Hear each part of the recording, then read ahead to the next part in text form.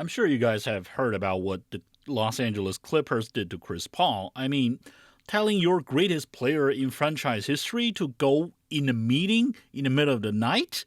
Can they be more inhuman than that? Welcome back to All I Do Is Talk. First, let me list some numbers behind my subjective conclusion that Paul is the all-time greatest player in the Clippers' history. He's their leaders in assists, including total, on average per game, per 36 minutes, and per 100 possessions, in steals per game, player efficiency rating, assist percentage, offensive win share per 48 minutes, box plus and minus, offensive box plus and minus, and value over replacement player. And CP3 means more than numbers to the team.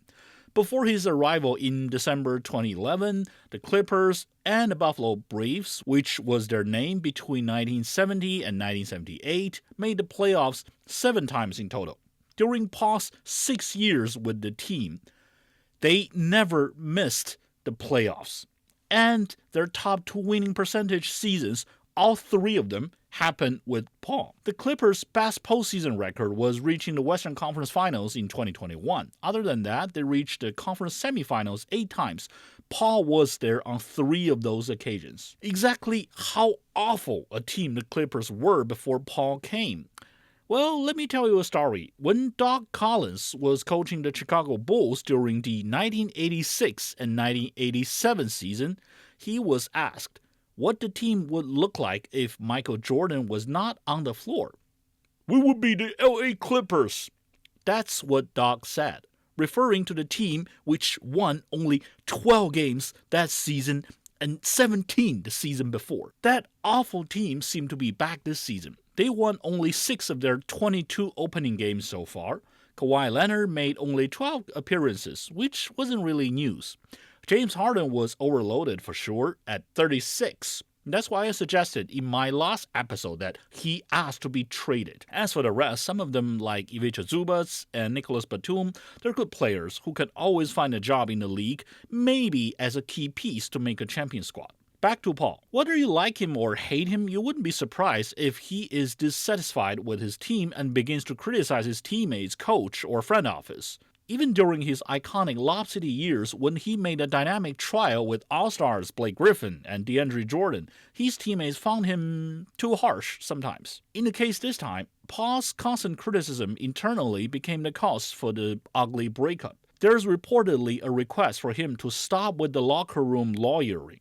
He and Coach Ty Lue have not talked to each other for weeks. That's why the president of basketball operations, Lawrence Frank, told Paul that they needed to meet on Tuesday evening in Atlanta. The unexpected mechanical problems with the Clippers' chartered flight led to an hours-long delay but didn't change Frank's decision, which he claimed had nothing to do with one incident or one meeting that did or did not happen. But hang on. The Clippers know Paul's personality, probably better than most teams. When they signed him in July, they knew what they are getting. If their babies think they cannot have it anymore, there's always a better way to deal with the situation than waiving him. Oh, by the way, since Paul signed his deal as a free agent, he cannot be traded until December 15th, which is 10 days away, but that doesn't justify the Clippers' move of parting ways with him like this. Both Leonard and Harden said they only learned about what happened from social media posts, indicating that they were not behind it. Both were very diplomatic about it. Maybe that's the right thing to do in a team like this, because back then, when Donald Sterling owned the Clippers, he fired Elgin Baylor, who had been their general manager for 22 years, 2 years after Baylor won the NBA Executive of the Year award in 2006. When Steve Ballmer bought the team in 2014, things seemed to begin to look different as he spent without hesitation and even built a new arena. But what happened in the past week just reminded me of Blake Griffin, who was traded by the Clippers 6 months after signing a 5-year, $173 million contract extension. Maybe the Clippers were cursed from the very beginning, and no billionaire with a deep pocket can fix it or even be immune from it. But the Clippers are hardly the only team that treats their franchise players like crap when they are squeezed of their last drop of value. Hakeem Olajuwon, Patrick Ewing, Paul Pierce, Dwayne Wade. It happened to all of them. When these guys could still contribute their family, when they're too old to do so, it's just business. Any player, especially stars, should keep that in mind when they are thinking about where their careers would go. The chances of you becoming the next Kobe Bryant, Stephen Curry, or Dirk Nowitzki are much bigger than that of you working for someone named Pat Riley or James Dolan. Before we finish, I want to give my opinion on where Paul can go to earn a ring. He had averaged 26.4 and 28 minutes per game for the Warriors and Spurs, respectively, in the last 2 seasons, meaning he's not too old to play.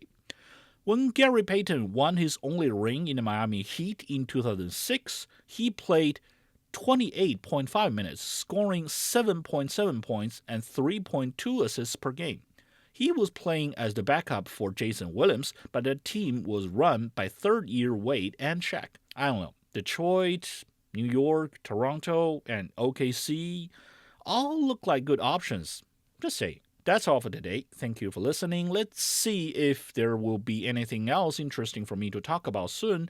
Maybe in Milwaukee.